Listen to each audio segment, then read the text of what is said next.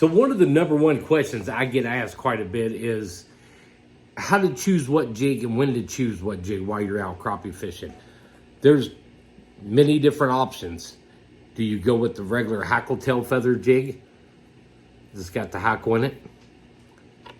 Do you go with the jig that's got marabou in it?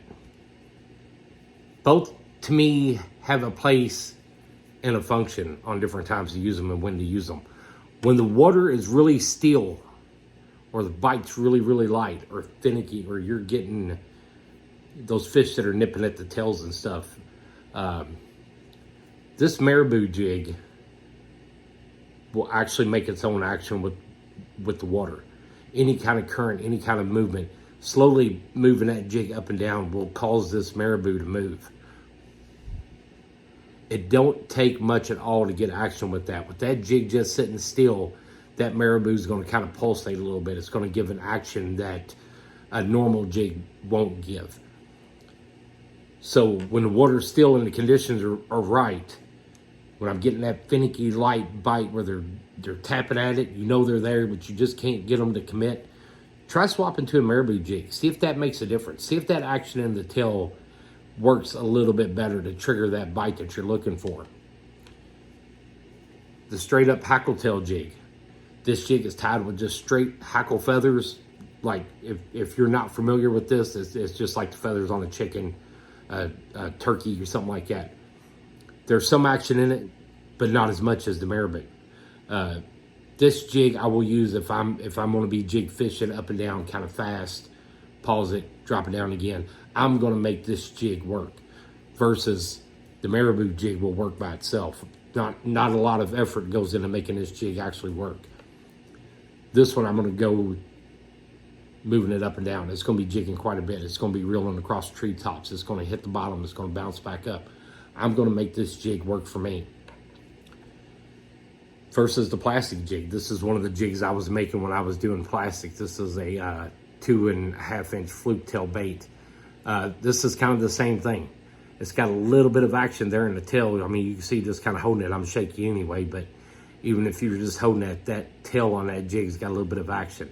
I prefer plastic baits like this, and if that 2.5 inches, like I said, I don't make them anymore, but when I buy them, if I buy one that's 2 3/4 inch long or something like that, I'm usually going to cut off a little bit of the head and shorten that up a little bit. As long as you got that long part on the back end of that tail, you'll get that action from that jig. But that's kind of my summary on versus hackle versus marabou. A lot of people will message me and want to buy jigs and they're not really sure what they want. So, I kind of explain to them, give them the rundown a little bit. And it goes further than that. You can tie with bucktail. There's a lot of different materials that I can tie with rubber tails. Just kind of depends on what you're looking for. But don't ever be afraid to ask me when you're ordering something, what do you think works best? How does this work versus this? When do you use this versus that? To me, they've all got a place. Everything for me revolves around crappie and crappie fishing. I've been fishing these fish since I was probably 5 or 6 years old. For a long time, I didn't like using the marabou jigs, and I've come back around to using the marabou jigs just basically because you don't have to work with it.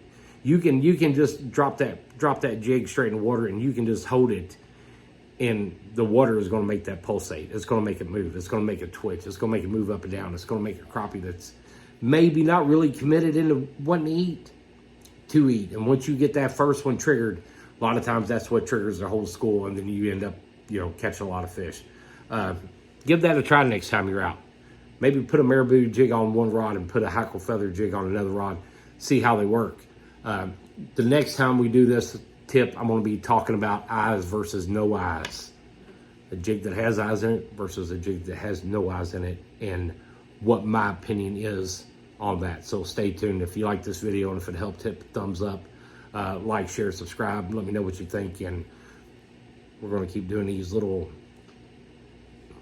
I don't know what's called them, tidbits about crappie jigs and crappie fishing and the tips and tricks I use. So if you haven't yet, like, share, subscribe. Let me know what you think. Send me a message. Have you ever noticed a difference between hackle, marabou, bucktail, rubber skirted legs? I want to know. I need to know. It helps me when I'm making orders and I'm making baits and stuff like that. Thank you guys for watching. I appreciate it. And stay tuned for the next video. It is coming here pretty soon.